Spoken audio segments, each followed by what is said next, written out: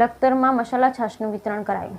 હાલ સમગ્ર ગુજરાતમાં ગરમીનો પારો વધતો જોવા મળી રહ્યો છે, જેને લઈ સેવાભાવી લોકો દ્વારા રાહદારીઓ માટે ઠંડુ પાણી, ઠંડી છાશ જેવા વિવિધ વિતરણ કરવામાં આવી રહ્યા છે. ત્યારે લખતર શહેરની મુખ્ય બજારમાં અંબિકા યુવા મંડળ તેમજ લખતર યુવા સંગઠન દ્વારા આજે ઠંડી મસાલા છાશનું વિતરણ કરવામાં આવ્યું તથા જ્યાં સુધી વરસાદ ના થાય ત્યાં સુધી ઠંડી છાશનું વિતરણ કરવાનું નક્કી કરવામાં આવ્યું, જેમાં અંબિકા યુવા મંડળ અને લખતર યુવા સંગઠન દ્વારા 200 જેટલી મસાલા છાશનું વિતરણ કરવામાં આવ્યું. ઠંડી છાશનું વિતરણ કરાતા બજારમાંથી પસાર થતા રાહદારીઓ છાશ પીને ગરમીથી રાહત મેળવી. Bureau report Jayendrasinh Zala, Lakhtar.